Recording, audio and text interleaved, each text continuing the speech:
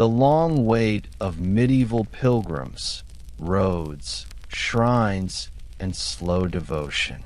Setting out on the road. When you think of pilgrimage in the Middle Ages, you might imagine grand cathedrals and holy relics glittering in candlelight. But most of pilgrimage happened not in chapels, but on roads. It was a long, slow, and often uncomfortable process. Walking for weeks or months, waiting for ferries to cross rivers, queuing at inns for bread, resting at hostels, and trudging mile after mile through mud and dust.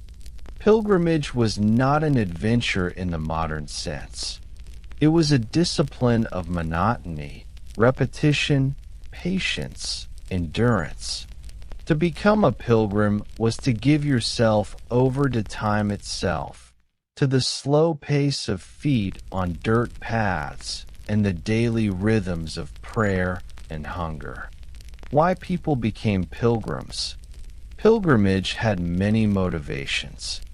Some sought healing at holy shrines. Others traveled in fulfillment of vows made during illness or hardship.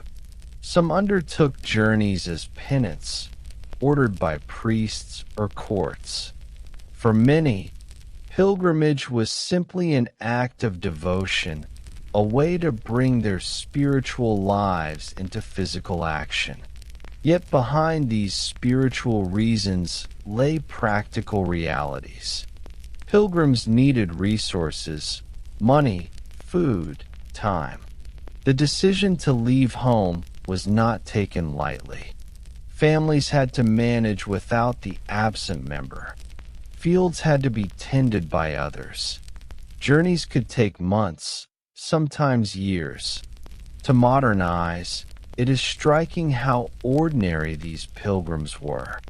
They were not saints or scholars, but farmers, bakers, tailors, widows, and children.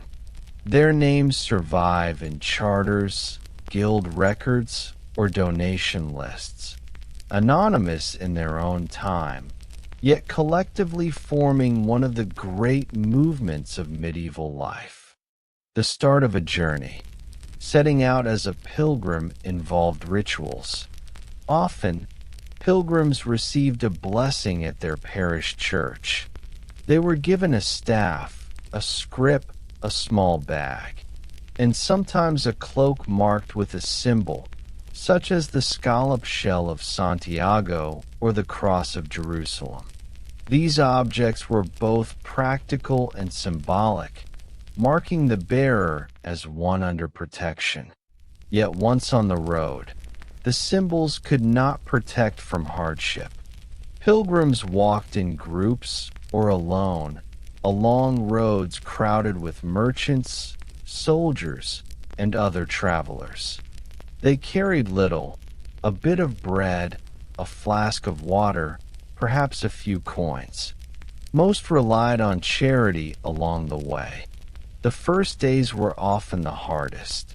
Feet unaccustomed to long travel blistered. Food ran short. Nights were spent in barns or under hedges if no hostel was nearby. The glamour of spiritual purpose quickly gave way to the dull reality of mud, fatigue, and sore muscles. The roads of Europe. Medieval roads were not smooth highways but rutted paths, sometimes paved with stone, more often simple dirt tracks. Rain turned them to mud, while dry weather baked them into dust. Bridges were scarce, ferries slow and unreliable. Pilgrims often followed established routes. To Canterbury in England, Santiago in Spain, Rome in Italy, or Cologne and Aachen in Germany. These routes grew busier over time, lined with inns, hostels, and churches catering to travelers. Still, most of the journey was uneventful. A pilgrim's day was measured in slow steps, meals of bread and cheese, and prayers whispered while walking. Records describe pilgrims trudging for 10 or 15 miles in a day, then stopping at a village or monastery for rest. Hostels and inns. Hospitality was essential. Monasteries and towns established hostels specifically for pilgrims. These were simple: a bed of straw, a meal of bread, sometimes broth or ale. Larger institutions might provide baths or medical care, but most offered only the basics.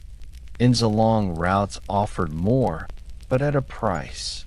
Records of innkeepers' accounts list bread, ale, and dried fish sold to travelers.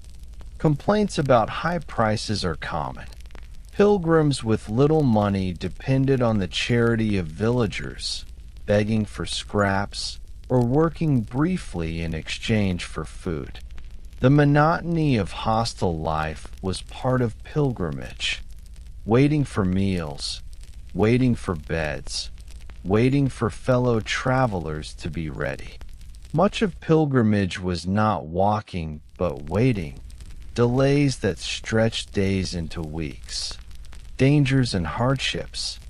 Though pilgrimage was mostly dull, dangers existed. Bandits targeted travelers on lonely roads. Disease spread easily in crowded inns. Rivers could flood, stranding pilgrims for days. Winter travel brought frostbite. Summer brought heat exhaustion. Yet for most, hardship was endured quietly. Pilgrims left few dramatic accounts. Their voices survive mostly in complaints recorded by others, appeals for safer roads, petitions for better ferry service, notes of gratitude for monasteries offering food. The silence of their experience, the absence of dramatic stories, speaks to the reality of long, uneventful endurance. The records of pilgrimage. What we know of pilgrimage comes largely from records that seem, at first glance, unremarkable. Toll rolls list pilgrims paying small fees at bridges. Monastic accounts note 3 pilgrims fed, 1 coin received. Guild records mention members departing on pilgrimage and donations made on their behalf. These scraps, repetitive and plain, reveal the scale of movement.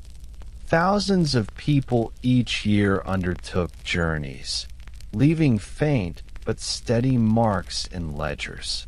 Pilgrimage was not the act of a few, but a constant hum of traffic across medieval Europe. Reflection. When you imagine a medieval pilgrim, do not picture sudden miracles or dramatic revelations. Picture instead long roads stretching through muddy fields, the steady thump of staff against ground, the slow shuffle of tired feet. Picture hostels with straw mats, prayers whispered by firelight, and ledgers noting 3 pilgrims fed. Pilgrimage was not spectacle but patience. It was waiting for ferries, waiting for meals, waiting for blisters to heal. It was walking mile after mile, repeating prayers, enduring monotony. And yet, one wonders, if so much of pilgrimage was ordinary and repetitive, what gave it meaning for those who walked? Was it the hope of the shrine at the end, or was the journey itself, the monotony, the waiting, the endurance, the true act of devotion? The daily life of medieval pilgrims, food, shelter, and companionship on the road. Pilgrimage was not a single event, but a sequence of days, each resembling the next. The excitement of departure soon gave way to repetition. The same roads, the same hostels, the same prayers, the same hunger and fatigue. To live as a pilgrim was to surrender to monotony, to endure discomfort with patience, and to find meaning in repetition itself. The rhythm of walking. Most pilgrims traveled on foot. A day's journey might cover 10 to 20 miles, depending on terrain, weather, and health. At dawn, pilgrims rose from straw beds, gathered their scant belongings, and set out with staffs in hand. The pace was steady but slow, measured by the endurance of the weakest member. The sound of pilgrimage was not bells or choirs, but the shuffle of feet on dirt, the creak of carts carrying the sick, the occasional murmur of prayer. Midday breaks were taken in fields, where bread and cheese were eaten in silence. By late afternoon, pilgrims sought shelter before darkness fell. The monotony of walking was its own discipline. Each mile blurred into the next, each road indistinguishable from the last. Pilgrims marked time with prayers, repeating psalms or rosaries to fill the long hours. In this way, the road itself became a liturgy measured in footsteps, not candles. Food along the way. Pilgrims ate simply. Bread was the staple, supplemented by cheese, dried fish, or vegetables when available. In sold meals, but prices were high. Many relied on charity, knocking at doors for scraps or eating at monastic tables. Records of monastic hospitality list bread, ale, and broth served to pilgrims. Larger hostels might offer meat on feast days, but most provided only what was necessary to sustain travel. The diet was monotonous but sufficient. Some pilgrims carried small supplies, dried bread wrapped in cloth, a flask of ale or water. Others depended entirely on daily provision, never knowing what the next meal would be. Hunger was a constant companion, shaping the rhythm of the journey. Shelter in hostels. At night, pilgrims sought shelter wherever possible. Dedicated hostels, hospitia, lined major routes, often run by monasteries or religious confraternities. These offered beds of straw, common meals, and sometimes medical care. In towns, inns provided more comfort, but at a cost. Pilgrims with coins could rent a space in crowded rooms, where straw was shared among many. Those without money slept in barns, church porches, or under hedges by the roadside. Records show the scale of this hospitality. Ledgers from French and Spanish hostels list dozens of pilgrims per night, their meals and beds recorded in repetitive entries. These accounts, though dry, reveal the constant flow of bodies through the same spaces, night after night, year after year. Companionship and conflict. Pilgrims rarely traveled alone for long. Safety, comfort, and fellowship encouraged group travel.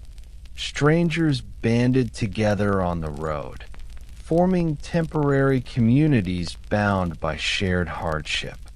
Companionship brought both support and conflict. Groups shared food, watched over each other at night, and offered encouragement during illness or fatigue. Yet disputes also arose over pace, over expenses, over behavior. Records from pilgrimage courts mention quarrels between companions, accusations of theft, and even violence. The mixture of support and tension mirrored ordinary life, condensed into the heightened setting of the road. Pilgrimage was a microcosm of society, with all its solidarities and conflicts, waiting and delays. Travel was not only walking. Much time was spent waiting.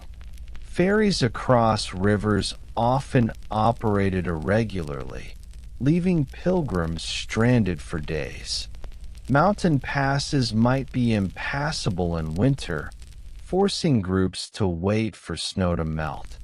Illness delayed journeys, as did injuries from blisters or accidents. Records of pilgrim hospitals note stays of weeks or months. Some never resumed their journeys, dying far from home. Others returned years later, their pilgrimages unfinished. The slowness of travel made waiting as much a part of pilgrimage as walking. The mark of the pilgrim. To distinguish themselves, pilgrims often carried tokens. The scallop shell of Santiago, the palm branch of Jerusalem, the cross of the Crusade pilgrim. These symbols marked them as travelers under spiritual protection, entitled to hospitality and alms. Yet not all accepted them kindly. Some villagers resented the burden of feeding constant streams of pilgrims. Records of complaints survive, accusing pilgrims of begging too aggressively or spreading disease. Pilgrims were both revered and resented, symbols of devotion but also reminders of disruption. Records of the journey. Much of what we know about daily pilgrimage comes from records that seem tedious: toll rolls, hostile accounts, monastic ledgers. They list numbers of pilgrims fed, amounts of bread consumed, tolls collected at bridges, donations received. These repetitive entries form the texture of pilgrimage more than miracle stories or grand shrines. They reveal not the exceptional but the ordinary, the slow passage of thousands of anonymous people through the same routes, eating the same meals, sleeping in the same halls. Reflection. When you picture a medieval pilgrim, think not of dramatic visions at holy shrines, but of weary men and women trudging roads, breaking bread in fields, waiting at ferries, quarreling with companions, and sleeping shoulder to shoulder on straw mats. Think of ledgers filled with lists of meals served, tolls collected, and names forgotten. Pilgrimage was not a journey of excitement, but of endurance. Its meaning lay not in spectacle, but in repetition, in the long patience of the road. And yet, one might wonder, if pilgrimage was so slow, so uncomfortable, and so ordinary, what compelled so many to persist? Was it faith in the shrine at the end, or the quiet transformation of life lived in the monotony of waiting and walking? Arrival, ritual, and the legacy of pilgrimage. For weeks or months, the pilgrim's world was road, dust, hunger, and waiting. Yet at last, the destination appeared, sometimes a cathedral spire rising faintly over hills, sometimes the gleam of a reliquary inside a chapel. The moment of arrival marked the culmination of long endurance. But even this, like so much of pilgrimage, was defined less by sudden drama than by ritual, repetition, and record. First glimpses of the shrine. Pilgrims often describe the first sight of their destination in terms of relief rather than ecstasy. After trudging through mud and weather, The vision of Canterbury Cathedral, Santiago de Compostela, or St. Peter's in Rome brought a sense of completion. Groups sometimes paused to pray upon first seeing a shrine, falling to their knees in fields or on hillsides. But the approach itself was slow. Town gates meant tolls and inspections. Crowded streets required patience. Inns and hostels overflowed near major shrines, forcing pilgrims to wait in queues for lodging. Even at the threshold of the sacred, the monotony of delay continued. Rituals of arrival. Upon entering the shrine, pilgrims followed prescribed rituals. At Canterbury, they knelt before the shrine of Thomas Becket, touching the marble base and offering tokens. At Santiago, they embraced the statue of St. James, then joined long lines to receive documents certifying their completion. In Rome, pilgrims climbed the steps of St. Peter's Basilica, some on their knees, before venerating relics. The rituals were formulaic: confession, communion, prayers before relics, offerings of candles or coins. Records of shrines meticulously listed these donations.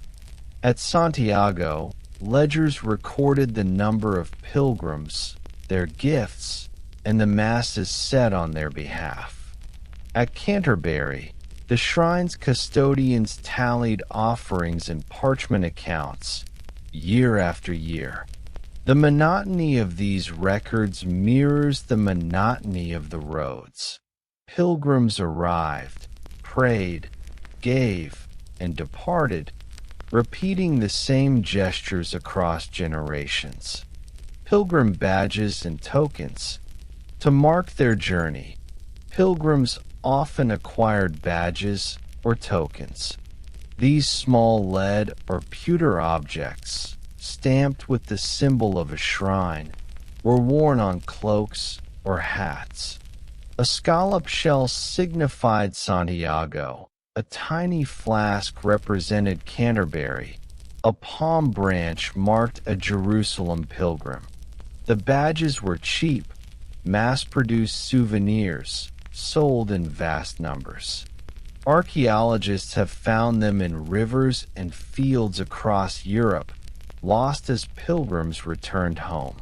To the modern eye, they appear plain, even crude, but to medieval pilgrims they were proof of endurance, a certificate of completion more visible than a parchment record. Records of return. For many, arrival was not the end. The return journey often mirrored the outward one, with all its delays and hardships. Yet pilgrims returned with new status. In guilds and towns, records mention members who had gone to Santiago or journeyed to Rome, noting their spiritual achievement. Some pilgrims brought back relics, small tokens of cloth, dust, or oil touched to shrines. Others brought stories, though often brief and repetitive, descriptions of roads, of meals, of prayers said. The legacy of pilgrimage was carried less in tales of marvels than in the quiet acknowledgement of completion. Pilgrimage as social memory. Communities remembered pilgrimages collectively. Parish records sometimes note contributions made to fund a neighbor's journey. Guilds commemorated deceased members with pilgrim imagery. Churches displayed badges and relics as proof of communal devotion. The act of pilgrimage, though individual in experience, became part of social fabric. The ledgers of towns and churches record not only donations, but also the names of pilgrims sent or supported, embedding their journeys into the memory of their communities. Pilgrims who stayed. Not all pilgrims returned. Some died en route, their names recorded in necrologies or on lists of burials at hostels. Others settled near shrines, becoming permanent residents of holy cities. Records show pilgrims who took work as innkeepers, guides, or beggars around famous sites, sustaining themselves on the constant flow of new arrivals. The shrine itself became a microcosm of society, filled with the voices of those who had walked far but chosen to remain. The legacy of pilgrimage. Pilgrimage left enduring traces. Roads became established routes of travel. Hostels grew into towns. Shrines accumulated wealth, recorded in endless ledgers of donations. Pilgrim badges, once mass-produced trinkets, now fill museum cases. But perhaps the greatest legacy lies in the ordinariness of pilgrimage. It was not defined by miracles alone, but by the steady flow of ordinary people walking, waiting, and enduring. Their footsteps wore paths into the landscape. Their donations built chapels and hospitals, and their names, faintly preserved in records, remind us of the countless anonymous lives that sustained medieval devotion. Reflection. When you think of pilgrimage, do not imagine only the glitter of relics. Imagine also the ledger recording 3 candles offered, the badge pinned to a cloak, the pilgrim waiting in a queue to kneel at a shrine. Imagine the road behind them, weeks of mud, hunger, and monotony, culminating not in sudden revelation but in ritualized arrival. Pilgrimage was not about speed or spectacle, but about patience. Its meaning was built not only at the shrine, but on the road itself, step by slow step. And yet, one might wonder, in a world where journeys can now be made in hours instead of months, what have we lost of the meaning that comes only through slowness, through the discipline of waiting, through the quiet devotion of roads walked in silence?